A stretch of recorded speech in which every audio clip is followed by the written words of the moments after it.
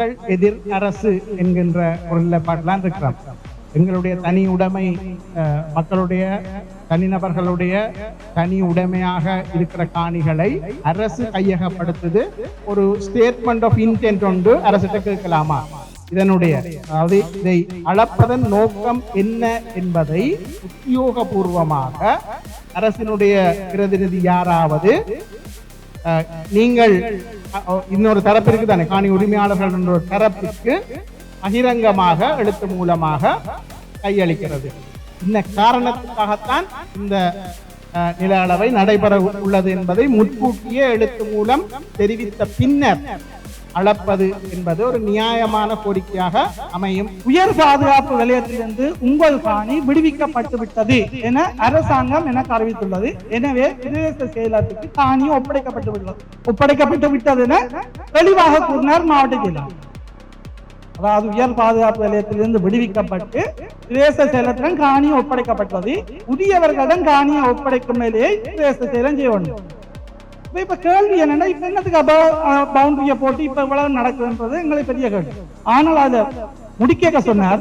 ஆனால் இன்னும் கெசட் பண்ணிடு. கெசட் பண்ணாத ஒரு விஷயம் சட்ட ரீதியாக செல்லுபடியானதா? நாங்கள் சாதாரண காணி சம்பந்தமான காணி சட்டம் சம்பந்தமான தெளிவுகள் எங்களுக்கு இல்லை. நாங்கள் ஒன்று காணியை இழந்தவர்கள். ஆனால் இது சம்பந்தமான விளக்கம் தரவணும். இது ஒரு பாரதூரமான பிரச்சனையா மாறும் போது காணிக்காரர்களின் தலையிலே பழியை கொண்டு சுமத்தக்கூடாது என்பதற்காகவே அறிவுஜீவிகள் உங்களுக்கு இந்த அழைப்பு விடுக்கப்பட்டிருந்தது. இலங்கை இந்த அரசியலமைப்பு சட்டத்தில் மிக தெளிவாக சொல்லப்பட்டிருக்கிறது.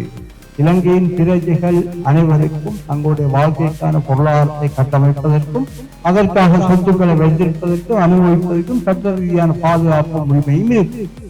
காணி இருக்க ஆவணங்கள் இல்லை. இப்ப அலக்கேக்க உறுதி கொண்டு போறாங்க காணிகளை அளவிட்டு அதே சில நேரம் உங்களுக்கு தராமல் உரிமை கோரப்படாத அவ்வளவு காணிகளையும் விசாரைக்கு சட்டபூர்வமாக அரசுடைமையாக்கக்கூடிய ஒரு மிகப்பெரிய ஆபத்து இருக்கு.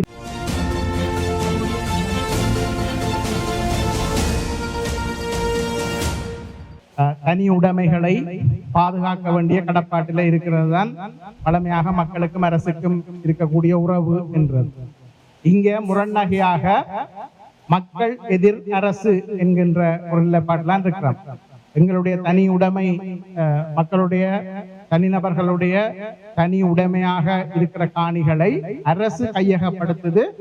அதற்கு சில வழிமுறைகள், அரசு கையகப்படுத்துறதுக்கும் சில வழிமுறைகள் இருக்குது. அந்த வழிமுறைகள் எதுவும் மற்ற அரசு அல்லது அரசனுடைய ஒரு திணைக்களம் அல்லது ஏதோ ஒன்று அல்லது அரசால் போஷிக்கப்படுகிற ஒரு மதம், அதை சார்ந்தவர்கள் அதை கையகப்படுத்தி இருக்கிறார்கள். இப்ப பிரச்சனை மக்கள் எதிர் அரசு என்கிறது. அப்ப யார் நம்புறது, யார் இதுல நீதிபதி என்கின்ற கேள்வி ஒன்று இருக்குது. இந்த சூழ்நிலையில காணியை அளக்கப் போகின்றோம் என்கின்ற ஒரு கோரிக்கை வருகிறது.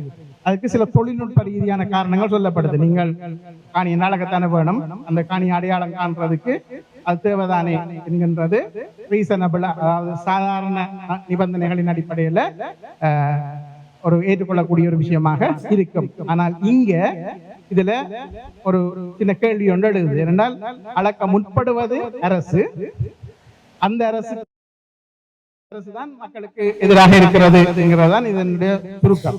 ஆகவே நான் உரத்து சொல்லிக்கிறேன், ஒரு ஸ்டேட்மெண்ட் ஆஃப் இன்டென்ட் ஒன்று அரசிட்ட கேட்கலாமா? இதனுடைய அதாவது இதை அளப்பதன் நோக்கம் என்ன என்பதை உத்தியோகபூர்வமாக அரசினுடைய பிரதிநிதி யாராவது நீங்கள் இன்னொரு தரப்பிற்கு தானே, காணி உரிமையாளர்கள் என்ற ஒரு தரப்பிற்கு பகிரங்கமாக எழுத்து மூலமாக கையளிக்கிறது. இந்த காரணத்துக்காகத்தான் இந்த நில அளவை நடைபெற உள்ளது என்பதை முன்கூட்டியே எழுத்து மூலம் தெரிவித்த பின்னர் அளப்பது என்பது ஒரு நியாயமான கோரிக்கையாக அமையும் என்று நான் நினைக்கிறேன். இது தொடர்பாக மற்றவர்கள் சட்ட ரீதியாகவும் அரசியல் ரீதியாகவும் சிந்திக்கப்பட வேண்டிய பிரச்சனை, மற்றவர்கள் சிந்திக்கலாம். நன்றி. எழுத்து மூலம் தர வேணும் என்று சொல்லி நாங்க ஒரு கோரிக்கை கடிதம் ஒன்று கொடுத்திருந்தாங்க. அது குடுக்க அந்த மாவட்ட செயலர்கிட்ட கேட்க அப்படி தரையில்லாத மாதிரி தான் எங்களுக்கு சொல்லி இருந்தவர். அதனால நாங்க கடிதத்தை கொடுத்திருக்கிறோம். மற்றது அந்த அன்று நடைபெற்ற அந்த அவர்கள் வாய்மொழி மூலம் இது விடுவிப்பதற்காக மட்டும்தான், வேற இந்த நோக்கத்திற்காகவும் இல்லை என்று கூறின அந்த கூட்டத்தின் மினிட்ஸ் கேட்டிருக்கிறோம் பாருன்னு சொல்லி இருக்கணும். ஆனா இன்னும் அது ப்ரிப்பேர் பண்ணலன்னு சொல்லி இருக்கணும்.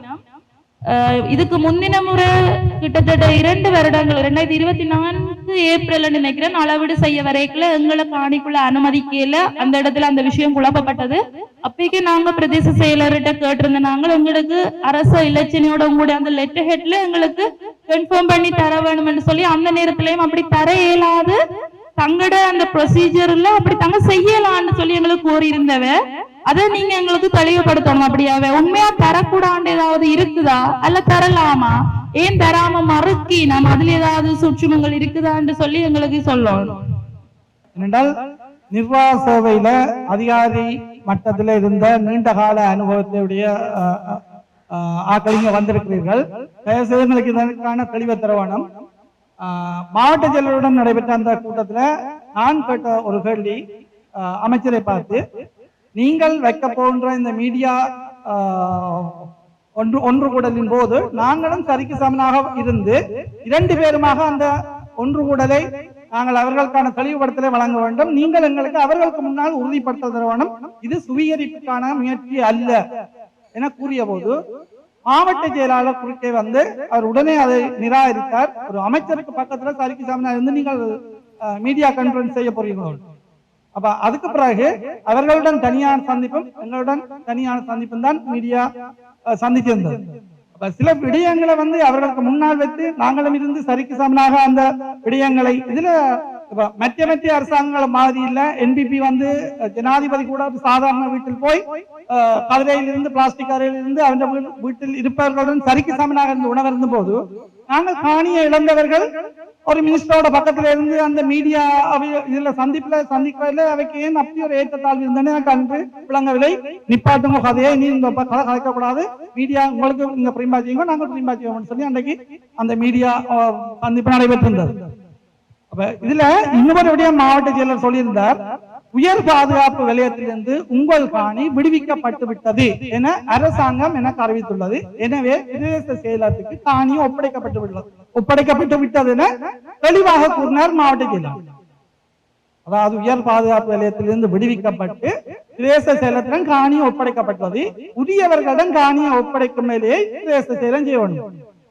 இப்ப கேள்வி என்னன்னா, இப்ப என்னத்துக்கு பவுண்டரிய போட்டு இப்ப இவ்வளவு நடக்குதுன்றது எங்களுக்கு பெரிய கேள்வி. ஆனால் அதுல முடிக்க சொன்னார், ஆனால் இன்னும் கெசட் பண்ணிடு. கெசட் பண்ணாத ஒரு விஷயம் சட்ட ரீதியாக செல்லுபடியானதா? மாவட்ட செயலரின் அந்த கூட்டு முன்னுக்கு பின் முரணாக இருந்தது, எங்களுக்கு அவதானிக்கக்கூடியதா இருந்தது. எங்களுக்கு ஒரே ஒரு நோக்கம் இருந்தது என்னென்றால், காணி உரிமையாளர்களினால் காணி அளந்து விடுவிக்கப்பட இருந்த சந்தர்ப்பத்திலே அந்த காணி உரிமையாளர்களின் சம்மதமின்மையால் இது குழப்பப்பட்டு விட்டது என்ற ஒரு கருத்து வெளியே வரக்கூடாது என்பதற்காக நாங்கள் சம்மதம் தெரிவித்திருந்தோம். ஆனால் ஒரு உறுதிமொழியை கேட்டிருந்தோம், இது சுவீகரிப்புக்கான முயற்சி அல்ல. அதேவேளை அளந்து எவ்வளவு காலத்துக்கு பிறகு இந்த காணியை நீங்க விடுவிப்பீர்கள் என்பதையும் உறுதியாக சொல்லணும்.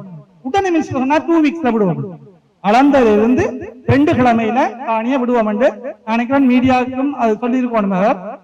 இப்ப எங்களுக்கு கையற நிலை என்னண்டா, நாங்கள் யாரையும் நம்புவோம், நம்பி போய் இருக்குல்ல ஓகேன்னு சொல்லி போய் போட்டு காணி அளந்த முடியாத ஒரு சுவீகரிப்புக்கான முன்னாயத்தமாக இருந்தால் நாங்கள் இதுக்கு அடுத்ததாக செய்யக்கூடிய இதை எதுவுமே இல்லாமல் போயிடும். ஏன்னா காணி உரிமையாளர்களின் சம்மதத்துடன் அளக்கப்பட்டு சுவீகரிப்புக்கான ஆரம்ப முயற்சி நடைபெற்று விட்டது என்பது வெளியிலே வெளிக்கொணரப்பட்டுவிடும். தயவு செய்து அரச அதிகாரி செல்வின் சார் இருக்கிறார், இது சம்பந்தமான ஒரு தெளிவுபடுத்தல எங்களுக்கு தயவு செய்து தரவேணும். இவ்வாறான சட்ட ரீதியாக தாண்டி இது அரச மட்டத்தில் உள்ள அதிகாரிகள் மட்டத்திலே இது வந்து சரியான வகையில தங்களுடைய அதிகாரத்தை பயன்படுத்தி செய்ய வேண்டிய வேலைகளை வடமாகாணத்திலேயோ அல்லது யாழ்ப்பாணத்திலோ உள்ள அரசு அதிகாரிகள் சரியான வகையில் செய்யவில்லையா என்ற கேள்வியை எங்களுக்கு எழுப்புகிறது. தயவு செய்து இதற்கான உரிய துறை சார்ந்த நிபுணர்கள் இதில் இருக்கிறீர்கள், சட்ட வல்லுநர்கள் இருக்கிறீர்கள், தயவு செய்து எங்களுக்கான தெளிவுபடுத்தலை தாருங்கள். நாங்கள் சாதாரண காணி சம்பந்தமான காணி சட்டம் சம்பந்தமான தெளிவுகள் எங்களுக்கு இல்லை. நாங்கள் ஒன்று காணியை இழந்தவர்கள், ஆனால் இது சம்பந்தமான விளக்கத்தை தர வேணும். இது ஒரு பாரதூரமான பிரச்சனையாக மாறும் போது காணிக்காரர்களின் தலையிலே பழியை கொண்டு சுமத்தக்கூடாது என்பதற்காகவே அறிவுஜீவிகள் என உங்களுக்கு இந்த அழைப்பு விடுக்கப்பட்டிருந்தது. நான் நினைக்கிறேன் இந்த விடயங்கள் சம்பந்தமாக நாங்கள் அரசாங்க உத்தியோகத்தர்கள் மேலிருந்து கீழே வருகின்ற உத்தரவுகளை மட்டும்தான் செய்வார்கள். அவர்கள் தேர்ந்தெடுக்கப்பட்ட பிரதிநிதிகளோ அல்லது மக்கள் அரசியல் பிரதிநிதிகளோ அல்ல. தேரி கவர்மெண்ட் ஏஜென்ட் அல்லது டிவிஷன் செக்ரட்டரி டிஸ்ட்ரிக்ட் செக்ரட்டரி தான் பேர்.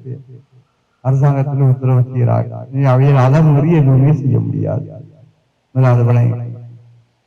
இரண்டாவது, அவர்கள் தருகின்ற எந்த உத்தரவாதத்தையும் கூட எழுத்துகளையும் தந்தாலும் கூட நீங்கள் எதுவுமே எங்கேயும் கொண்டு போய் பிரயோகிக்க முடியாது. அரசாங்கம் அவர்கள் சொந்த இயல் அளவுக்குள்ள தருவாங்க. ஆளுமைனா அந்த அரசாங்க உத்தியோகத்தில் அதை மாற்றி கொண்டு போடுவாங்க. இலங்கையின் நியதி இதுதான். இது முதலாவது விடயம். இரண்டாவது விடயம், இந்த அதிவியர் பாதுகாப்பு வலயம் என்கின்ற விடயம் உலகால கனகாலமாக சொல்லிக் கொண்டு வந்தார்கள். வர்த்தமான பத்திரிகையில பிரகடனம் செய்தது, பிரகடனப்பட்டது, கசட் பண்ணப்பட்ட ஏரியா. ஆனால் நேற்று நாள் தான் நாங்கள் குறிப்பாக தேட வழிகிட்ட பிறகுதான் தெரியும், வர்த்தமான பத்திரிகையில முறை சார்ந்து இது போடப்படவில்லை என்று கண்டறிய முடியும். கசட் பண்ணப்பட இல்லை, இது உயர் வர்த்தகமா என்பது கசட் பண்ணப்பட இல்லை தான் தகவல். அப்ப என்ன நடந்திருக்குன்னா, அவசர கால சட்டத்திற்கு கீழே, அவசர கால சட்டத்திற்கு கீழே ராணுவம் தன்னுடைய அதிகாரத்தை பயன்படுத்தி இதனுடைய ஃப்ரண்ட் டிஃபென்ஸ் லைனை விஸ்தரித்து கொண்டு போய் அந்த அடிப்படையில் இருந்திருக்கு. என்னுடைய நான் பெற்றுக்கொண்ட அறிவுகள் தகவல். அப்ப நாங்கள் கசட் நோட்டிபிகேஷன் விட்ரோ என்று கேட்கறது கூட எங்களுக்கு எந்த தேவையும் இல்லை. என்ன கசட் பண்ணப்படையில் என்றால் அதான் உங்களுக்கு கடைசியான இந்த பிரஸ் கான்ஃபரன்ஸ்ல கசட் நோட்டிபிகேஷன் விட்ரோ பண்ணீங்கன்னா அது தேவையில்லை உங்களுக்கு. காணி இப்ப எங்கிட்ட இருக்குன்னு சொல்ல வர விஷயம் அதுக்கு எல்லாத்துக்கும் பின்னாலும் ஒரு நிகழ்ச்சி இருக்குதுன்றது மட்டும் உங்களுக்கு வழங்கி கொண்டா சரி. அது உங்களுக்கு அது அவசியமே இல்லை. இங்க மட்டும் இல்லை. இப்ப நீங்கள் இந்த வழிவடக்கு காணியை பற்றி மட்டும்தான் நீங்கள் யோசிக்க உங்களுக்கு இந்த வழிவடக்கு காணியில 17 பேட்ட காணியோ 20 பேட்ட காணியோ பறிச்சுட்டாங்கன்னு சொல்றாங்க. இதே மாதிரி ஒரு கதை திருக்கேதீஸ்வரத்துல மாந்தையில நடந்தது. விஜயேஸ்வரன் கோயிலுக்கு போற வழியில கத்தோலிக்க கோயிலுக்கு அங்கால எதிர்பக்கத்துல ஒரு தனியார் காணியில ஸ்ரீ ராஜமகா விகாரி என்ற ஒரு விகாரி கட்டப்பட்ட ஒரு தனிப்பட்ட ஒரு ஆளுடைய உறுதி காணி, 100 வீதம் உறுதி காணி. அந்த கோர்ட்டுல வழக்கு கூட வச்சு, ஆனா கடைசியா அந்த வழக்கையும் விட்டு காணியையும் விட்டு போய் வெளிநாட்டுல இங்கே போய் விளங்கு வேணும் இந்த சொல்லி போட்டு இப்ப கேட்ட சொல்லும் ஐயோ பிச்ச வேண்டாம் நாயதான் நிலைமை. திருவண்ணாமலையை போனீங்கன்னா திருவண்ணாமலையிலிருந்து சனீஸ்வரன் கோயிலுக்கே இப்ப உரிமை கொண்டாடி கிட்ட போன மாசம் ஒரு அம்மணி சிங்கள அம்மணி போய் இருக்கா, இது என்னுடைய காணி, இதுக்கு நான் தான் சொந்தக்காரி என்று சனீஸ்வரன் கோயில். அந்த கோயில் காணி தன்னுடையது. அதுக்கு முன்னாடி கிருஷ்ணன் கோயில் இருக்குது. கிருஷ்ணன் கோயிலுக்கு பக்கத்துல இந்த சவப்பட்டிக்கு விற்கிற கடைக்காரர் காணியை பிடிச்சி கடை கட்டி எல்லாமே இருக்கான். அதுக்கு பின்னால வீரஹத்தி பிள்ளையார் கோயில் இருக்கு. அந்த வீரஹத்தி பிள்ளையார் கோயிலுக்கு கனகாணிகள் எல்லாத்தையும் சிங்கள மக்கள் ஆக்கிரமித்திருக்கிறாங்க. எல்லாமே வீரஹத்தி பிள்ளையார் கோயிலுடைய உறுதி காணி. இந்த காணி பிடித்தல் என்றது தனிய வழிவடக்கு பிரச்சனை அல்ல. உங்களுடைய பகுதி பிரச்சனையும் இல்லை. காணிகளை பிடிச்சது எல்லா இடமும் பிரச்சனை இருக்கு. சில இடங்களில் போராட்டாமல் விட்டுட்டு விட வேண்டி வந்துருக்குது. இந்த உயிர் பாதுகாப்பு பிரச்சனைக்காக திருவண்ணாமலையில போராடுறது முடியாமலே இருக்கணும்னா இங்க நாங்கள் ஒரு கூட்டு சமூகமாக இருக்கிறோம். அங்க அதையும் செய்ய முடியாத அளவுக்கு எல்லாமே இருக்கு. யார்கிட்ட போய் சொல்றது? இதுதான் நிலம். அப்படின்னா இந்த விடயங்களை எப்படி கையாள போறோம்? ஒன்று காணி சொந்தக்காரராக அவர்களுடைய மனநிலை தாற்பயம், அவர்களுக்கு காணியோடு கிடைக்க வேண்டும் மீள என்றது ஒன்று. அதே வழியில் தொடர்ந்து வருகின்ற சிங்கள அரசு, இலங்கையினுடைய அரசு இந்த விஷயத்துல தொடர்ச்சியாக 40ஆம் ஆண்டுகளிலிருந்து தொடர்ச்சியாக ஒரே அணுகுமுறையை தான் பின்பற்றுகின்றோம். அதுதான் நாங்கள் பேசிய அரசியல் ரீதியாக கையாள வேண்டியவர்கள். ரெண்டுக்கு முடியாத கவனமாக நாங்கள் விளங்கிக் கொள்ள வேண்டும். தேசிய அரசியலுக்காக கோரிக்கைகளுக்காக போராடும் போது இந்த 16 பேரை மட்டும் போக்கஸ் பண்ணோம்னா இந்த 16 என்ன பொறுத்து தனிப்பட்ட 16 பேருக்கு காணி. நாளைக்கு அவைகளுக்கு இந்த கேண்டாக்காரன் மாதிரி ஒரு பிரச்சனை வந்தா இல்ல சேவை வந்தா இல்ல ஒரு விஜயம் வந்தா இல்ல என்ன செய்யணும், காணியை காசு கொடுத்தே விட்டு போட்டு போயிருக்கணும். யாருக்கு நாங்க குறை சொல்லல, நானா இருந்தாலும் அப்படித்தான், நல்ல காசு வரும்னா விட்டு போயிடும். அல்ல என்னுடைய பிள்ளை வரைக்கும் பிள்ளைக்கு காணியின் பொறுமை தெரியாது, வேற பிள்ளை அதே தூக்கி எறிஞ்சிட்டு போயிடும், காணியை காசு கொடுத்து வித்து போட்டே போயிடும். அப்படிதான் இருக்கு. இதே ஒரு கோட்பாட்டு ரீதியாக எப்படி கையாளுகின்ற தேசிய அரசியலை கையாளுகின்ற எங்களுக்கு தேவையானது ரெண்டும் வேறுபட்ட விஷயம். அரசாங்கம் என்ன செய்யுதுன்னா இதுல எரிகிற வீட்டுல பிடுங்கிறது எப்படி என்றால் பார்த்துக்கொண்டு எங்களுக்குள்ள உள்ள வேறுபாடுகள் முரண்பாடுகள் எங்களுக்கு இந்த விஷயத்தை எப்படி போடுறது தெரியாம இருக்கிற விஷயங்கள் இதுல கவனமா இருக்கும். அதுல இகாரை என்று ஒன்று இருக்கவில்லை, இகார அதிபதி காணி இருக்கவில்லை, அது தனியார் காணி என்று சொன்னால் நான் அண்மையில பார்த்த சந்தையில் யாரோ கொடுத்த இன்டர்வியூல அவர் சேவையவர்கள் தன் எல்லையை காட்டுவாரா, அந்த கேள்வியே இல்லை. அவருக்கு தெரிந்த உரிமையே இல்லை. அப்படி ஒரு ஆணையை நாங்கள் கவனத்துக்கு எடுக்க தயாராக இப்ப இந்த அவர் உறுதி காட்டுறதும் அவர் இந்த அடையாளம் கொண்டு வருவார். எங்கட வாரத்துல அப்படி ஒரு ஆணை இல்லை. எங்கட வாரத்துல இந்த 14 காணியும் எங்கட காணி அவ்வளவுதான். இதுக்குள்ள யாரு அடையாளம் காட்டுறது, யாரு உண்டு கொண்டு வர்றது, அந்த கதையை எங்களுக்கு தேவையில்லாது. நான் தான் முதலாவது சர்வே டிபார்ட்மெண்ட் போக முதல் எங்கள்கிட்ட இந்த 17 பேருடைய காணி சம்பந்தமான சரியான வரைபடங்கள் எல்லாம் பொருத்தப்பட்டு இதுல உறுதியான விஷயம் காணி தனியாருடையதுதான், இதுல எந்த மாற்று கருத்தும் இல்லை. அந்த காணிகள் எல்லாம் அந்த மட்டின் படி கீழப்பட்டு இந்த இவ்வளவு இடமும் இந்த ஆளுக்கு சொந்தமானது, இதுக்கு இந்த காணி உறுதி இதுக்கு பொருத்தமானது என்று சொல்லி எங்கள்கிட்ட ஒரு வரைபடம் இருக்கா இல்லையா என்பதுதான் என்னுடைய கேள்வி. எங்களுக்கு ஒரு வரைபடம் இருக்கும் என்றால் நாங்கள் பயம் இல்லாம போய் மேசையை தூக்கி எறிஞ்சிட்டு இருக்கிறோம். அந்த மாதிரி தான் காணி சேவடிப்பன் உண்மைதான். அவங்க வழக்கம் நாங்கள் ஏதோ ஒரு ஸ்கெட்ச் ஒன்று கொடுக்கிறோமா என்ற ஒரு கேள்வி இருக்கு. அதான் கொடுப்போம். வெறுமனை வாயில கலத்துக்கு ஒன்றும் தெரியவிடாது. இது ஆடி கறக்கிற மாட்டோம், ஆடி கறக்கணும், பாடி கறக்கிற மாட்டோம் பாக்கிறோம். அவை அழகப்படுறீங்களா? அளவோ நாங்கள் காட்டுறோம். இதுதான் எங்களுடைய அந்த முழு இடத்துக்கு. உங்களுக்கு அதிர்ஷ்டம் என்னன்னு சொன்னார், சில விளையாட்டுலாம் விடப்பெயர்வில் முந்தைய அந்த காலத்துல பூவரசு பூ அரச மரம் அப்படி எல்லாம் இருந்திருக்கும். அதெல்லாம் குடும்பப்பட்டு போயிட்டு எல்லாம் தரமட்டமாகி போட்டு எனவே அங்க எல்லையை கண்டுபிடிக்கிறான்னு சொல்லலாம். அப்படி இல்லை. உங்களை பொறுத்தவரை என்னன்னு சொன்னால் 2 வீதிகள் அது நிரந்தரமாக இருக்குது. ஒன்று சாந்தா வீதி, மற்றது கலைவாணி வீதி. 2 பெர்மனன்டான லேண்ட்மார்க் இருக்கேக்க அதுல இருந்து நீங்கள் காணிகள் அளந்து மார்க் பண்ணி ஒரு பெரிய வரைபடத்தை உருவாக்கலாம். இந்த விளையாடுற மாதிரி ஆட்டவாணி நீங்கள் ஒரு ஸ்கெட்சை எடுத்துட்டீங்கன்னு சொன்னால் சொல்லிட்டா தெரியும் இந்த காணி பிரைவேட் காணி தான், ஒரு அரசாங்கம் எடுக்கிற இல்லையன்ற கேட்டுக்கு இடம் இல்லை பப்ளிக் சொன்னால் துரிதமைக்கு சொன்னான். அந்த விஷயத்தை இப்படி என்று செய்து போட்டு தயவு செய்து இந்த உறுதி நம்பர்களோட சிங்கள பேப்பர்ல அட்வர்டைஸ்மெண்ட் கொடுங்க. முதலாவது இதுதான் அந்த மேப், இதுல உள்ள காணியெல்லாம் இப்படித்தான் இருக்குது, இதுதான் காணிகளோட உறுதிகளோட நம்பரும் கூட, இது 100% தனியார் காணி, இதை பற்றி தவறான பிரச்சாரம் சிங்கள போட்டி நடக்க என்று ஒரு விளம்பரத்தை கொடுங்கோன்னு சொல்லி நம்ம சொன்னோம்.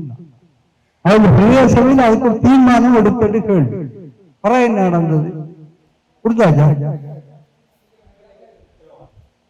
அடிப்படை பிரச்சனை என்றால் இதுல முதல் நாங்கள் எங்கிற பக்கம் வலுவான ஆதாரங்கள் என்ன நாங்கள் 4-5 விஷயங்கள்ல கவனமா இருக்கோம். ஏனென்றால் ஒன்று, இலங்கையின் அரசியல் அமைப்பு அவர் சொல்லி ஒரு இலங்கை சட்டம் ஒரு இடத்துல காளி கோயிலை உடைக்க சொல்லி இருக்கேன், இங்க கோயில் இந்த கோயிலை உடைக்க சொல்லும். இலங்கையின் நீதித்துறை சட்டத்துறையை நீங்கள் நம்புறீங்களா? நம்பின இந்த புடியெல்லாம் போராடவே இல்லையே நாங்கள். அதெல்லாம் சாத்தியம் இல்லாத எங்க மூதூர்ல இங்கே வளர்ந்த மிகப்பெரிய கிராம படுகொலையில கொண்டு அன்றாவதுல போட்டு அவ்வளவு பேரும் விட்டு விட்டாங்க. பச்சனூர் படுகொலை என்னும் அப்படி என்ன போட்டாங்க. இலங்கையில சட்டத்தை நம்புற 100% நம்பி அதுக்குள்ள நாங்க தகவல் பண்ணோம். இல்லையா நாங்க சவால். முதலாவது விஷயம், இலங்கையின் அரசியலமைப்பு சட்டத்துல மிக தெளிவாக சொல்லப்பட்டிருக்குது, இலங்கையின் பிரஜைகள் அனைவருக்கும் தங்களுடைய வாழ்க்கைக்கான பொருளாதாரத்தை கட்டமைப்பதற்கும் அதற்காக சொத்துக்களை வைத்திருப்பதற்கும் அனுபவிப்பதற்கும் சட்ட ரீதியான பாதுகாப்பு உரிமையும் இருக்கு. அப்படின்னு சொன்னால் இங்க இந்த 17 பேருடைய காணிகளை வயலேட் பண்றதன் மூலம் நீங்கள் ரெண்டு இல்லை ஏதோ ஒன்று சொல்ல வாரீங்கள். நீங்கள் இலங்கையின் பிரச்சனை இல்லை என்று சொல்ல வாரீங்கள். இல்லை என்று சொன்னால் உங்களுக்கு இலங்கையின் அரசியல் உத்தரவாதம் தராதுன்னு சொல்ல வாரீங்கள். இதை நாங்கள் அரசியல் ரீதியாக வெளியிடுவோம். வேறு சொல்லுங்கள். ஸ்ரீலங்கா ஜனநாயக சோசலிச குடியரசு. இரண்டாவது காணிக்கட்டு. காணிக்கட்டில் ஒரு உறுதியுள்ள காணி, ஒரு ஆளுக்கு சொந்தமான உறுதியுள்ள காணி என்றால் அதனை வேறு ஒரு நபர் போய் ஆக்கிரமிக்க முடியாது. சட்டப்படி அது காணிக்கட்டத்தின்படி ஒரு ஆள் ஆக்கிரமிக்க பிழை, குற்றம், அவ்வளவுதான். ரெண்டாவது இலங்கையின் சட்டம் இங்க சட்டத்தின் அட்டி இருக்கா இல்லையா? இரண்டாவது கேள்வி.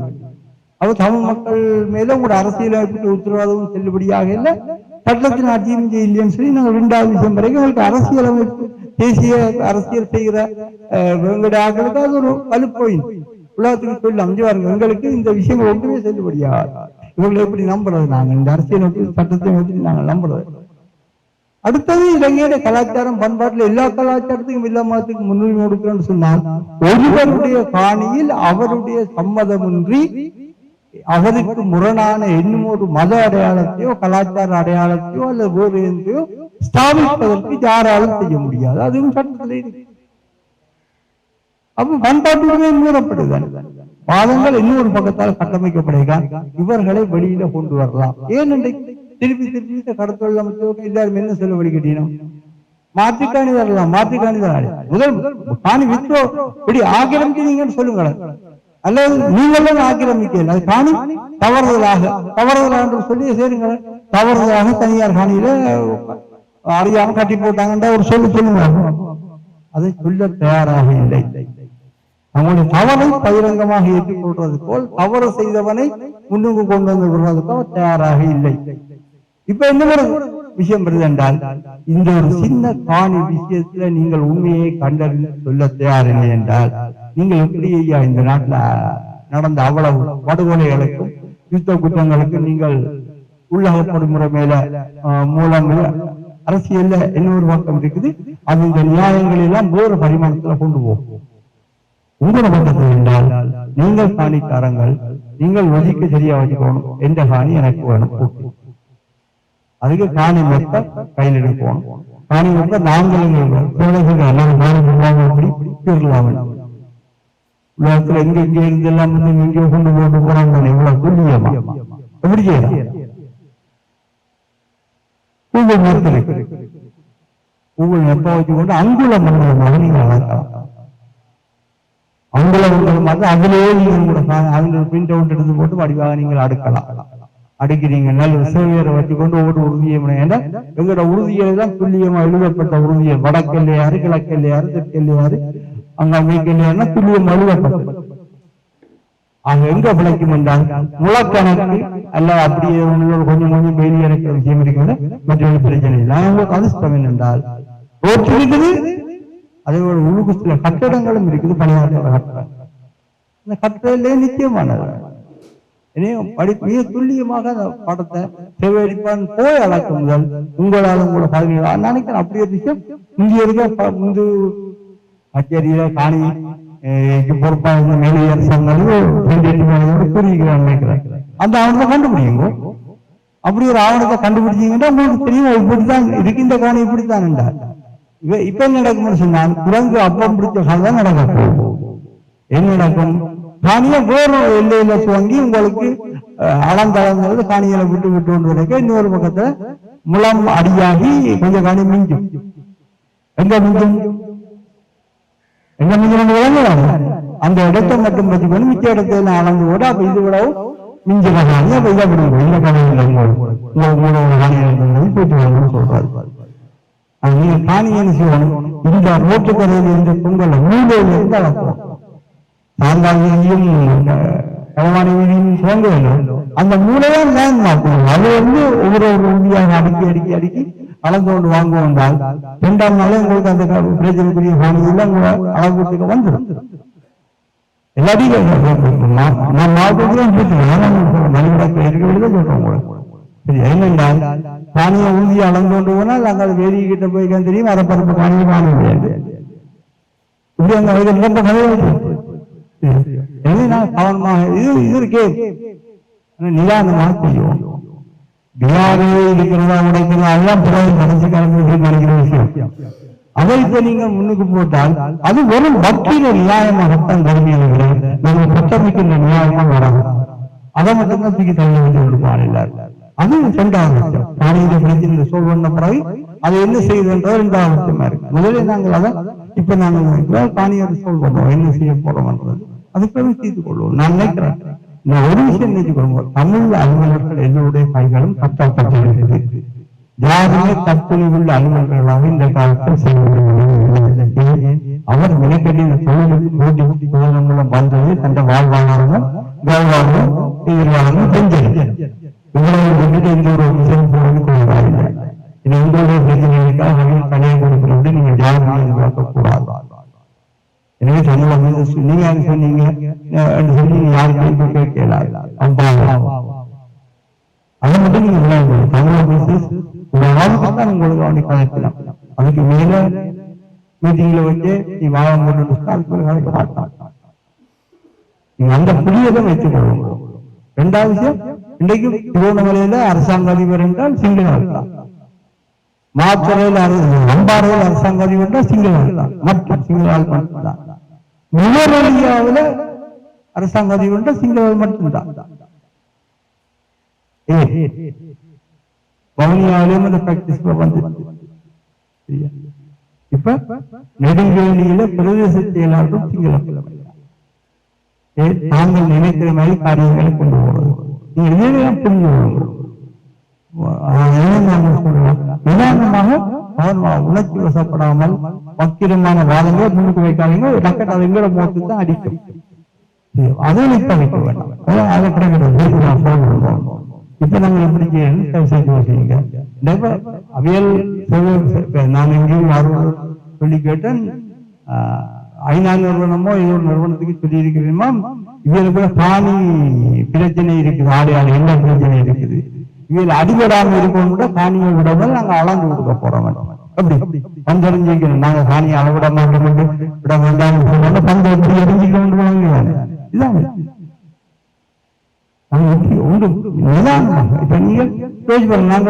அரசாங்க அதிகாரிட்ட உத்தரவாதம் கேட்கிறோம். நீங்கள் காணியை சூழி அடிக்க மாட்டோம் வாங்க இருக்குதான் அளவு சொல்லி எங்களுக்கு உத்தரவாதம் தருவோம். அவர் தரட்டு தருவார். அது கூட என்ன சூழி அடிக்க போறோம்னால் அரசாங்க வந்து சொல்லுவாங்க. எங்களுக்கு அரசாங்கம் நாங்க ஒப்புதல் கடிதம் கொடுத்தோம் அப்படி செய்யக்கூடாது குழம்புல கொண்டு போயிட்டாங்க. ஒன்று நடக்கும். இதெல்லாம் பேப்பர்ல போய் முடியாது. இதெல்லாம் போய் ஒரு வாட்டி நாங்கள் அப்படியெல்லாம் பொய்மையை எதிர்பார்க்கிறோம். அவங்க லிமிட் அவங்க வரையறை அதுதான். பேசுவோம் நாங்க மனந்திரம் பேசும்போது மனதில் பாரம் வைக்காம நிதானமா பேசுவோம், அறிவு சார்ந்து பேசுவோம். பேசி இந்த பிரச்சனை எப்படி அங்கால ரெண்டு பரிமாணம் தேசிய பரிமாணம். தேசிய பரிமாணத்துல வழிவடக்கு காணி மட்டும் இல்லை, திருகேஸ்வரம் காணி, திருவண்ணாமலை காணி, வவுனியா காணி, கனகாணி எல்லாம் இருக்கு. அது தேசிய பரிமாணத்தில் அப்படின்னா இந்த போராட்டத்துக்குள்ளால நாங்க தேசிய பரிமாணத்துக்கான ஒரு நிபந்தனையை இந்த அரசாங்கத்திட்ட கொண்டு வந்து போடுவோம் சொன்னால் ராணுவம் குடிமக்களுடைய நிலத்தை கையாளுவதற்கு முழுமையாக விடுவிப்பது, தனியாருடைய காணிகள் அனைத்தையும் எந்தவித அத்துமுறைகள் முந்தி அவருடன் கையளிப்பது, ஒருவருக்கு சொந்தமான காணியில் அல்ல ஒரு சமூகத்துக்கு சொந்தமான காணியில் அந்த சமூகத்துக்கு அங்கீகாரம் இல்லாமல் ஏற்றுக்கொள்ளப்படாத வேறு இந்த மத கலாச்சார பண்பாட்டு அடையாளங்களை நிர்மாணிப்பது, இப்படி கணக்கு விஷயங்களை நாங்கள் போட்டுக் கொண்டு வர வேண்டாம். அது வரைக்கும் அது எல்லா இடத்துக்கும் பொருத்தக்கூடியதா தனி இதுக்கு அரசியல் ரீதியா நாங்கள் இந்த கோரிக்கை முன்வைக்கிறது. இதுல எடுக்கின்ற அடகு முடிவும் எல்லா இடத்துக்கும் ஏற்றுக்கொள்ளக்கூடிய ஒரு முடிவா வரும். ரெண்டு பரிமாணத்தையும் கவனமா பார்ப்போம். நன்றி. நான் விளங்கிக் கொண்ட அடிப்படையில எங்களால அதே சர்வே பிளான் என்ன ஒரு சர்வே பிளான் என்ன நோக்கத்தை பூர்த்தி செய்தோ அதை ரீகன்ஸ்டிடியூட் பண்ண மீள உருவாக்க முடியுமா? வேறு வகையில நேரடியான நில அளவை இல்லாமல் GIS டெக்னாலஜியோ ஏதோ ஒரு தொழில்நுட்பத்தை பயன்படுத்தி எங்கள்கிட்ட இருக்கிற ஆவணங்களையும் பயன்படுத்தி நிரந்தரமான லேண்ட்மார்க் என்று சொல்லப்படுகின்ற அந்த நில அடையாளங்களையும் மையமாக வைத்து நாங்கள் ஒரு சர்வேயை செய்கிறது. சர்வேயை மக்களாக செய்து அதற்கான தேவையை அற்றுப்போக செய்வது என்பது முதலாவது விடயமாகவும், இரண்டாவது இதற்கு ஒரு அரசியல் பரிமாணம் இருக்குது. எங்களுடைய நாங்கள் இப்ப கழிச்சு கொண்டிருக்கிறோம் தொழில்நுட்ப பரிமாணம் அளக்கிறதா இல்லையா, பதிவீங்களா இல்லையா என்கிறது. ஆனால் அதுக்கு அரசியல் பரிமாணம் இருக்குது. இது அரசியல் அமைப்பு ரீதியாக பிரச்சனைக்குரியது. அரசு இதை உறுதிப்படுத்த வேண்டியது. ஆனால் உறுதிப்படுத்த இல்லை. அந்த தளத்துல நின்று எங்களுடைய குரலை வெளியில கொண்டு வர வேண்டும் என்கின்றதும் அரச கட்டமைப்புகளும் அரசாங்கமும் இதுல நம்பிக்கையற்றுத்தான் இதுவரை காலமும் சுதந்திரத்துக்கு பின்னுக்கு நடந்திருக்கின்ற வரலாற்று பின்னணியில தான் மக்கள் இந்த முடிவுக்கு வருகிறார்கள் என்கின்ற வாதத்தை மேல கொண்டு போக வேண்டும் என்ற விஷயத்தையும் செல்வின் சொல்லியிருக்கிறார். அப்ப நாங்கள் கலந்துரையாடல விஷயங்களை குழப்பாமல், ஓகே இது ஒரு தளம், இதுக்கு மேல இன்னொரு தளம் இருக்குது, அந்த தளத்துக்கு போய் அப்படி செய்யறதா என்கிற விஷயத்த மிக தெளிவாக இருக்கலாம். ஏனென்றால் அவர் சொல்றது உண்மை. எங்க இருந்து சேவையை துவங்குறோம் என்கிறது மிக முக்கியம். முந்தி ஒரு நினைக்கிறேன் அந்த ஜியோலொகேஷன் இல்லையண்டா, இத்தனை அகலாங்க இத்தனை நட்டாங்க என்கின்ற ஜியோலொகேஷன் இல்லாத சேவை, லேண்ட்மார்க்ஸை வச்சு செய்யற சேவை என்றால் அட்ட பக்கத்துல இருந்து துவங்கினா ஒரு பக்கம் ஒரு மாதிரி வரும், இங்க பக்கத்துல இருந்து துவங்கினா ஒரு மாதிரி வரக்கூடும். ஆகவே அந்த அபாயம் இருக்குது. சர்வே டிபார்ட்மெண்டால சர்வே பண்ணப்பட்டிருக்குது அப்படின்னு சொல்லி அந்த பிளான்ஸ் வந்து சில சர்வேயர் மேரிட்ட இருக்குது, மற்றது திணைக்களத்திலையும் இருக்குது அப்படின்னு சொல்லி ரைட் டு இன்ஃபர்மேஷனுக்கு கீழே அந்த சர்வே பிளான்ஸை வந்து ரிக்வெஸ்ட் பண்ண இயலாதா? இந்த ஏற்கனவே ஒரு சர்வே ஒன்று இருக்குண்டா ஏன் மறுபடியும் சர்வே பண்ணுவான்? அந்த சர்வே மற்றது கோஆர்டினேட்ஸ் எல்லாம் வந்து அரசாங்கத்திட்ட, டிபார்ட்மெண்ட்டிட்ட, ஆர்மிட்ட இருக்குன்னு ஏன் மறுபடியும் சர்வே பண்ண வரும்? அவங்க ப்ரொசீஜரை ஸ்டார்ட் பண்றதுக்கு, அதாவது சுத்திகரிப்பு ப்ரொசீஜரை ஸ்டார்ட் பண்றதுக்கு அந்த ஒரு ப்ரோசஸ் இருக்குது. அப்படி இல்லை என்று சொன்னா இந்த ஆவணங்கள் அவைத்தையும் இருக்க வேணும். மற்றது நான் கேள்விப்பட்ட சில தனிப்பட்ட அந்த சர்வே செய்த சர்வேஸ் மேரிட்டையும் வந்து அந்த டாக்குமெண்ட் வந்து இருக்குது அப்படின்னு நாங்கள் சில வழியில அதை தனிப்பட்ட ரீதியில பெற்றுக்கொள்ள வாய்ப்பு இருக்கான்றதையும் பார்க்கலாம்னு தெரியுது. பெரிய பெருமையை சுற்றளவைத்தான் தங்களுக்கு இதாடு. உதாரணத்துக்கு பல்லாளி விமானத்தை விஸ்தரிக்கிறேன்னு சொன்னால் உள்ளுக்குள்ள காணி வேலிகளில அளவுற்றார். இதுல இருந்து ரன்வேல இருந்து இவ்வளவு மீட்டர்னா அந்த மீட்டரை போட்டு பெரிய ஹோட போட்டுதான் சேவை பண்ணுவேன். அப்ப என்ன நடக்கும்னு சொன்னால் அடிப்படையில வந்து எங்களுக்கு தேவையான சேவையை இவங்க நடந்திருக்காரு. இப்ப நாங்க இப்பவே சேவை பண்ண போற என்னத்தை வெளிக்கோட்டையா சேவை பண்ண போறோம். இனி நாங்கள் 14 பேரோ 17 பேர் கேட்கிறோம் இல்லை உங்களோட காணி என்று அந்த காணி உறுதிகளை அந்த உறுதி அடிப்படையில சேவை பண்ணி மார்க் பண்ண போயிடும். இதான் இவற்ற காணி, இதான் இவற்ற காணி, இதான் இவற்ற, அதான் நீங்கள் இறுக்கி பிடிக்கும். சேவை பண்ண போறீங்களா, இன்னத்தை சேவை பண்ண போறீங்க, வெளிக்கோட்டை சேவை பண்ண போறீங்களா, இல்ல எங்கட காணி உறுதிகளின்படி என்று ஒவ்வொரு காணியிலையும் குறிப்பிட்ட அளவு பிரமாணத்தின்படி அப்படியே கோடு போட்டு கொண்டு கடைசியில காணி காணாம அது எங்களோட பிரச்சனை, நாங்கள் பார்த்துக்கோம். சரியா? அங்க பொங்கல்ல எங்கேயோ ஒரு காணி 2 காணி எல்லையில இவ்வளவு கணக்குல புலா வந்தோம்னா அது நாங்கள் எங்களுக்குள்ள எப்படி செட்டில் பண்றோன்றத நாங்கள் எங்களோட தலைவர்கள் சேர்ந்து சமரசமா சீக்கிறது ஒரு விஷயம். முதல் என்ன செய்ய எல்லாரையும் எல்லாரும் அட்ஜஸ்ட் பண்ணி கொஞ்சம் ஒரு அடி இந்த 17 பேர்த்த காணியும் அதுல இருக்குன்றத ஒரு தெளிவான உத்தியோகபூர்வ வரைபடமாக இந்த சிவை டிபார்ட்மெண்ட் வெளியில கொண்டு வரதான் எங்களோட முதலாவது வெற்றி. அந்த படம் வரும் என்று சொன்னால் உங்களோட உறுதியடையெல்லாம் மார்க் பண்ணி இது உறுதி நம்பினார் அப்படியே உண்மையாதான் நலவட போற எங்கள்கிட்ட இப்ப எங்கள்கிட்ட அப்படியே பெரிய வரைபடம் இல்லைத்தானே எங்கள்கிட்ட. அந்த வரைபடத்தை ஒபிஷியலா நாங்க கொடுக்க நாங்களோட உத்தேசமாக ஒரு கூறி வச்சு தாங்க கொடுக்க போறோம். செவை டிபார்ட்மெண்ட் கையெழுத்து வச்சுட்டு சொன்னால் அதுக்கப்புறம் ஒரு தடவை அந்த செவை சேலஞ்ச் பண்ண மாட்டார். அதாவது போட போறது அவர் இந்த உறுதி போட போறது. நாங்கள் கொடுத்த 17 18 உறுதியும் உறுதி அடிப்படையெல்லாம் போட போறோம். உறுதிக்காரன் இருக்கான கூட அவர் கேட்க தேவையில்லை. செவை டிபார்ட்மெண்ட் கேள்வியில இந்த காணிக்கார உறுதிக்காரனவா அவற்றை ஐடென்டி கார்டை கொண்டு வா, அவற்றை ஹைபே, அதெல்லாம் அவற்றை பிரச்சனை இல்லை. நீங்கள் கொடுத்த பதிவு செய்யப்பட்ட உறுதிகளின்படி அந்த காணியல் அளந்து அதுக்குரிய எல்லைகளை புள்ளி போட்டு ஜிபிஎஸ் அந்த புவிசார் புள்ளிகளை போட்டு தரும்படி அது அந்த மேப் உங்களுக்கு கிடைக்குமா இல்லையான்றதை நீங்கள் சேவைக்கு உத்தரவாதப்படுத்தும். ஒன்று உங்களுக்கு காணியை திருப்பித்தார் நோக்கத்தோடு அளவிடப்படுவது, எங்களுடைய காணிகளை சரியான எல்லைகளை ஓரளவுக்கு உருவாக்கி தரதற்கான இது அளக்கப்படுது. எனவே அளந்து முடியும் போது எங்களுடைய காணி உறுதிகளோடு சமன் செய்யக்கூடியதான அந்த வரைபடம் முழுமையான வரைபடமாக எங்களுக்கு கட்டாயமாக தரப்பட வேண்டும். இந்த 3 நிபந்தனைகளை உரிக்கப்படுகிறது. செவடிப்பான் இல்லையா கீழ்பட்டு நான் செவடிப்பான் அந்த உங்களுக்கு தெரியல இவற்றை காணியை மட்டும் தருவேன், அவற்றை காணியை மட்டும் தான் தருவேன், புறங்காப்பம் பிடிச்ச மாதிரி துண்டு உண்ட தர ஒடுக்கிட்டா திருப்பி எங்களுக்கு சிரமமாயிரும். நாங்கள் எப்படி அதை அடுக்கிறோம் என்று சொல்லி அது சிக்கலான விஷயமா இருக்கும். காலத்தை எழுதி கொடுத்து கொண்டே போவாங்க. வேன் அமைச்சர் சனிக்கிழமை அவசரப்பட்டு கூட்டம் வச்சார் என்றதுக்கு அவர் அமைச்சரிக்கிறான். வெளிநாட்டுக்கு போறாங்க, வெளிநாட்டுக்கு வெளிநாட்டுக்கும் கேட்க போறான், கையெட்டி காணிக்க கதையான்.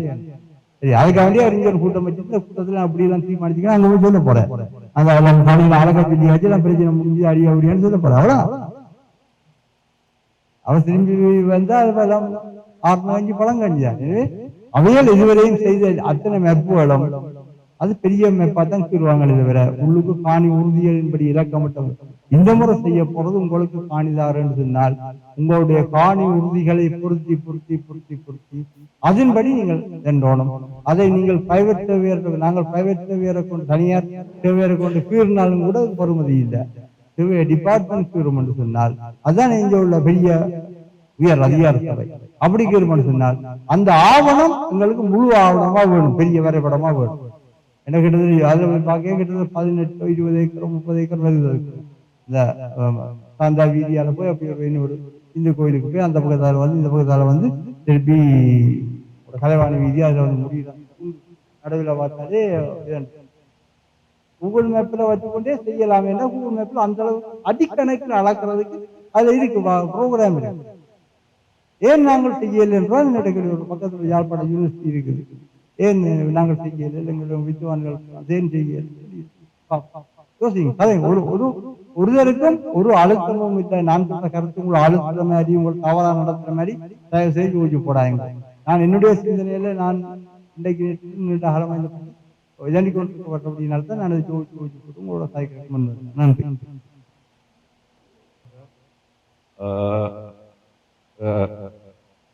தமிழ் காங்கிரஸ் கனகாலமாக போராட்டங்களை நடத்தி வந்துள்ளார்கள். அதுல உலகಕ್ಕೆ இந்த பிரச்சனையை கொண்டிருக்கின்றதை வெளிக்கொண்டது அவர்கள் தான். அதுக்கு உரிமை கூறக்கூடிய அவர்கள் தான். ஆனால் நாங்கள் எமது கட்சி இது சார்பாக ஏதாவது தீர்வு செய்ய வேண்டும் என்ற நோக்கத்தில் நாங்கள் இந்த காணிக்காரரை போய் சந்தித்து அதுக்கு பிறகு நாங்கள் நயனாதேவி விகாராதிபதியை போய் மீட் பண்ணி அவரிடம் அனுமதி பெற்று அவர் சொல்லியிருக்கிறார் தங்களுக்கு இந்த விகார காணிக்கு பதிலாக அந்த விகாரை அளவுக்குரிய காணியை தாங்கள் தங்கட காணியில் கொடுக்க வேண்டும். அதுக்கு காணிக்கார சம்மதம் பண்ணால் தாங்கள் கொடுக்கலாம் என்று சொல்லி இருக்குது. இது சம்பந்தமாக நாங்கள் எங்களுடைய கட்சி சார்பாக ஜனாதிபதிக்கு ஒரு கடிதம் ஒன்று அனுப்பியுள்ளோம். அதுக்கு இன்னும் எங்களுக்கு மறுமொழி வரவில்லை.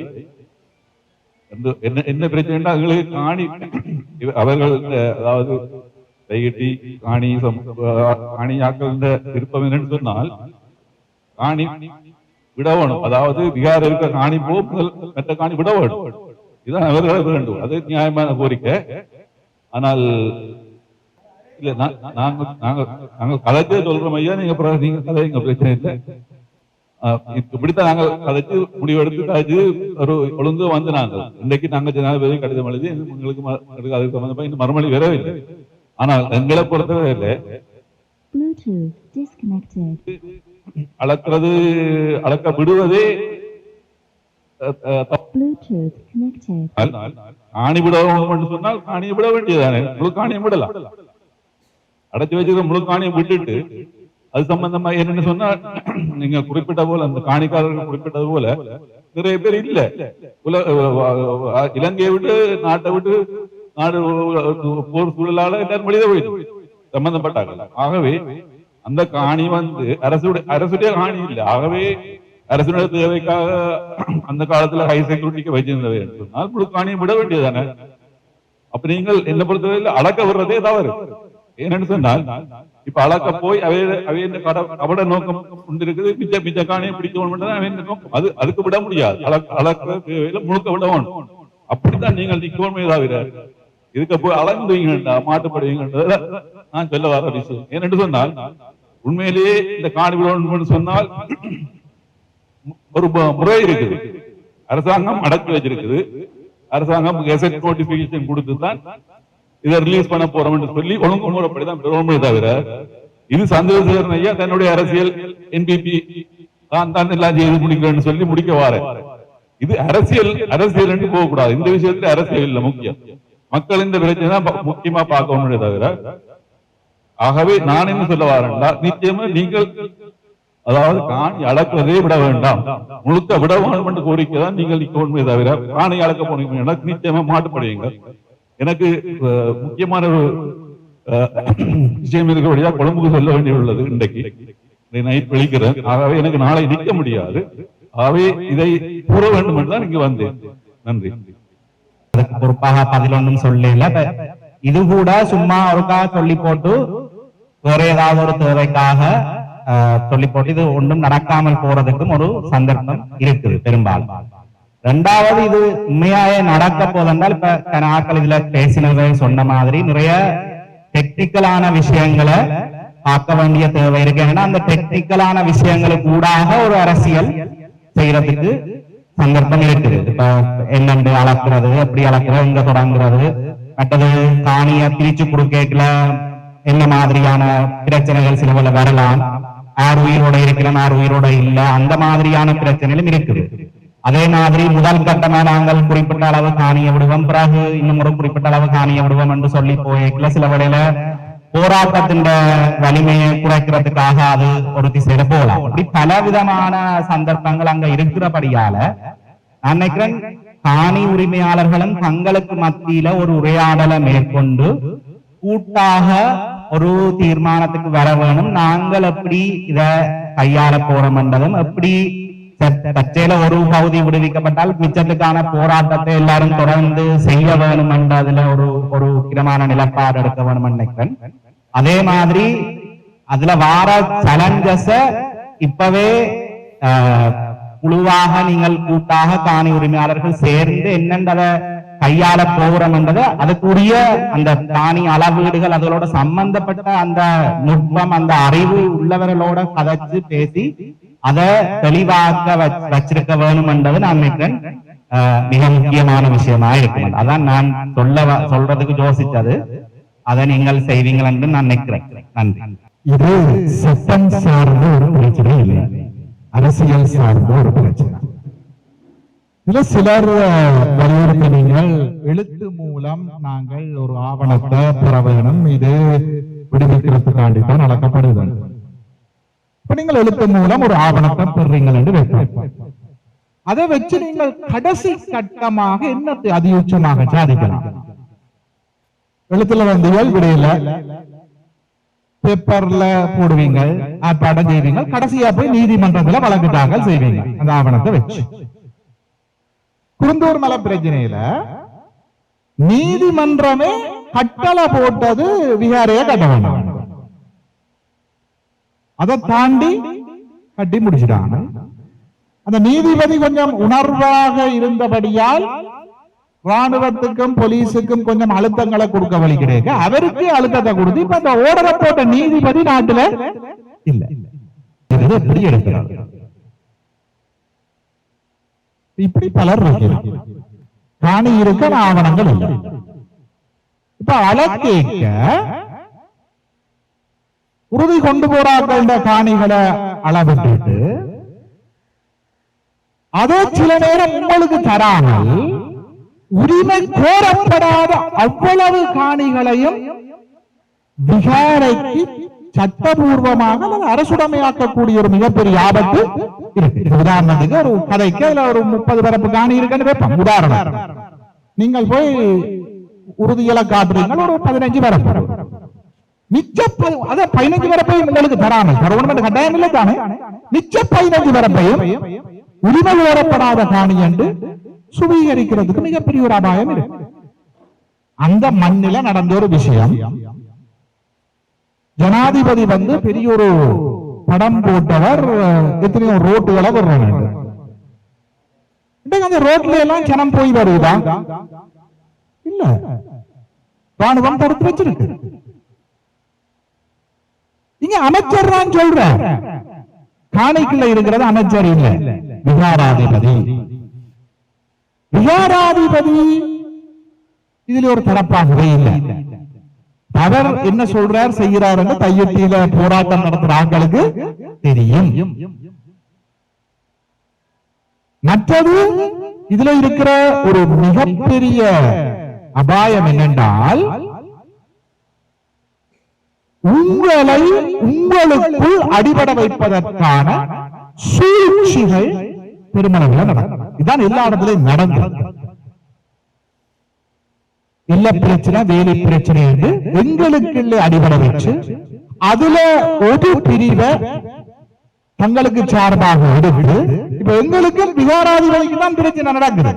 அது நாளைக்கு குமாருக்கும் மஹிந்தனுக்கும் இடையிலான பிரச்சனையாக மாறுவதற்கான வாய்ப்பு இருக்கு.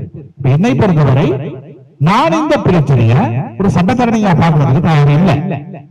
ஏனென்றால் இந்த குருந்தூர் மலை பிரச்சனைக்கு முதல் ஒரு பிரச்சனை, முல்லைத்தீவு செம்மல நீராவியரி பிள்ளையார் கோயில் ஒரு இறந்த பௌத்த பிக்கூண்ட உடலை எரிக்கவலை கிடைக்க நான் தான் போய் வழக்கு போட்டு கோர்ட் சொன்னது அதுக்குள்ள எரிக்கலாது பௌத்த பிக்கூண்ட உடலை.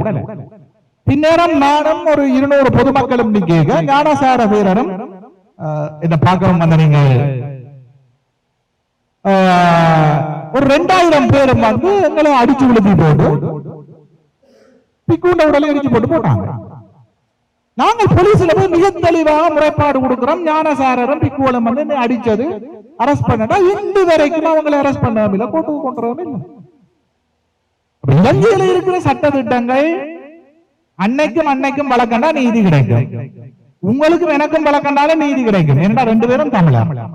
ஆனா ஒரு தமிழனுக்கும் அரசு, ஒரு தமிழனுக்கும் விகாராதிபதிக்கும் இடையிலான வழக்குகளில் எவ்வளவு தூரம் தீர்வு கிடைக்குது என்பது உங்களுக்கு தெரியும். நான் பேர் சொல்ல விரும்பியல, அவர் ஒரு ஜனாதிபதி சட்டத்தரணி. நாங்கள் திருவோணமலையில ஒரு கோயில் பிரச்சனையில போய் எல்லாம் போராடி கொண்டிருக்கீங்க. எங்களுக்கு சவால் விட்டார், தான் நீதிமன்றத்தில் போய் வெண்டு காட்டுற, நீங்கள் சும்மா மக்களுக்கு படம் போடுறீர்கள், அரசியல் செய்கிறீர்கள் போய் வழக்க போட்டார் கோர்ட்ஸ்ல. வெல்ற மாதிரியும் ஒரு படம் போடப்பட்டது. கடைசியா நடந்ததுன்னா மாத்து காணிக்கு உடன்பட்டிருக்கிறார். தான் காணியை எடுத்து கொடுத்துட்டேன்னு சொல்றேன். ஆனா உண்மையில அவர் எடுத்து கொடுத்த என்ன, சொந்த காணிய விகாரைக்கு விட்டு கொடுத்துட்டு இன்னொரு காணியை எடுத்து கொடுத்திருக்கிறார். இதுக்கு அந்த அம்மா போராடினவர் இல்ல. ஆகவே நான் மீளவும் சொல்றேன், இலங்கையிலே இப்பொழுது அண்ணன் சொன்ன மாதிரி இது உங்களோட காணி மட்டும் இல்ல, இது ஒட்டுமொத்த தமிழர்களினுடைய பிரச்சனை. ஆகவே இதை நீங்கள் வெறுமனே சட்டம் சார்ந்த பிரச்சனையாக பார்க்காமல் அரசியல் சார்ந்த பிரச்சனையாகவும் பார்த்து முடிவெடுப்பீர்கள் என்று நம்புகிறேன். முதல் உறுதிப்படுத்தணும் என்றதுக்காண்டித்தான். இது வந்து எங்களுக்கு தெரியும், எல்லாருக்கும் அரசியல் ரீதியான பிரச்சனை, அரசியல் ரீதியாகத்தான் நாங்கள் போராடி பெறணும் என்றது. ஆனா வந்து என்னன்னு சொன்னால், அங்கால இருக்கிற பக்கத்து சமூகத்திலே, அதாவது பக்கத்து கிராமத்து ஆட்களுக்கே வந்து பிரச்சனையா இருக்குது. உண்மையிலேயே இது இதுல்ற காணிதான். ஏன்னு சொன்னா 35 வருஷமாக தரிசு நிலமாக இருந்தது என்று மிகவும் சொல்லிக் கொண்டிருக்கிறோம். அதே நேரத்துல வந்து நாங்கள் 50-60 வருஷமாக அந்த காணிகள் வந்து பயன்படுத்தப்படாம இருக்கிறது சொல்லியும் கருத்து வருது. நாங்கள் சமூகத்துக்குள்ள ஏற்கனவே அந்த வேலை செய்த நாங்கள் மற்ற போராட்டங்கள்லயும் வந்து ஈடுபட்டிருக்கிறோம். அந்த ரீதியில வந்து அந்த ஆய்வுகளின் அடிப்படையில வந்து எங்களுக்கு வந்து சொல்லிச்சு, நம்ம வந்து இந்த காணி வந்து முதல் அதேல்ற காணிகளா என்றதை வந்து உறுதிப்படுத்தணும் சொல்லி. அப்ப அயல் கிராமத்தை சேர்ந்தவர்கள் இந்த கருத்து தான் வந்து பரவலாக, அங்கே மட்டும் இல்ல பரவலாக எல்லா இடங்கள்லயும் வந்து இந்த கருத்து வந்து வருது. ஆகவே முதல் வந்து அது அந்த கருத்தின் அடிப்படையில தான் வந்து முதல் நாங்கள் எல்லாருக்கும் தெளிவுபடுத்தணும் வந்து முதல் இந்த காணி சொந்தக்காரர் நாங்கள் தான் என்றதை வந்து அதை உறுதிப்படுத்தணும். அதுக்குரிய ஆயத்தப்பாடுகளையும் அதுக்குரிய அடுத்த கட்ட நகர்வுகளையும் இந்த வரைபடங்கள் மூலம் வந்து எங்களுக்கு ஆதாரங்களை தந்தாத்தான் நாங்கள் அடுத்த கட்டம் நகர்த்தலாம். சட்ட ரீதியான ஒரு ஒழுங்கு வந்து இருக்குது. அதை விட அரசியல் ரீதியான ஒழுங்குகள் வந்து நாங்கள் இப்ப கிட்டத்தட்ட 40 வருஷமாக போராடி கொண்டிருக்கிறார்கள். அது தீர்வு. அப்ப நாங்க போராட்டத்தை நிறுத்த வேணாம், இது இல்லை. நாங்களும் வேற வேற வழிகள்ல வந்து அந்த போராட்டத்தை முன்னெடுத்து தான் செல்றோம். ஆனா அந்த அரசு வந்து தெரியும், அரசு வந்து ஒரு ஆக்கிரமிப்பு அரசு, தமிழர்கள் மீதான ஆக்கிரமிப்பை வந்து நெடுங்காலமா செய்து கொண்டிருக்கு. நீதி கிடைக்க போறதில்லை. ஆனா போராடி அதை வென்றெடுக்க வேண்டியது எங்கட பொறுப்பு. ஆகவே வந்து இதைத்தான் சொல்லலாம். என்னன்னு சொன்னா, நாங்கள் சட்ட ரீதியாக எல்லா ஒழுங்குகளை ஏற்பாடுகளை நாங்கள் கையில வச்சிருக்கிறது மூலம் தான் நாங்கள் அடுத்த கட்டத்துக்கு நகர்த்தலாம் என்றுதான் ஒரு தெளிவான பார்வை. அவனுடைய போராட்டத்தை மயமப்படுத்துற மாதிரி நாங்கள் செயற்படக்கூடாது. நிறைய பேர் சொல்றீங்க வந்து புத்த சாசன அமைச்சரோட கழிச்சினாங்கள், கழிச்சினாங்கன்னு சொல்லி, இது அவங்க பருத்த சிந்தனையில இருக்கிறவங்க எப்பவும் வந்து எங்களுடைய கோரிக்கையை ஏற்றுக்கொள்ள மாட்டாங்க. அப்ப நாங்கள் ஒருத்தர் முயற்சி செய்யறாங்கன்னு சொன்னா அவங்களுக்கு சப்போர்ட் பண்ணுவோம். எங்களுடைய சுயலாபங்களுக்காண்டி, எங்களுடைய அரசியல் தேவைகளுக்காண்டி இதை நாங்கள் செய்யறோம்ன்ற காட்டுறதுக்காண்டி அவங்களுடைய அந்த கோரிக்கையை விடுத்து நீங்கள் இன்னொரு கோரிக்கையை கொண்டு போய் போனதே நானும் அங்க வந்து நாங்க மட்டும் போகல, காணிக்காரரை கூட்டி கொண்டு தான் போனது. கிட்டத்தட்ட 8 பேருக்கு மட்டும் காணிக்காரர் வந்தாங்க.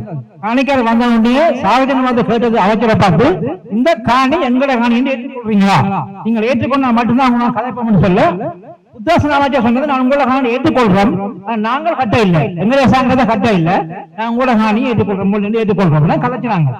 இதுல வந்து யாரும் மரணப்படுத்தவில்லை, அவர்களையும் கூட்டி கொண்டுதான் போனது என்பதை சொல்லி வைக்க விரும்புகிறேன். அந்த எக்ஸ் இருக்கலாம், இல்லாம விடலாம், ஆனால் அது தமிழான காணி அளந்தாது விடுபட வேணும்.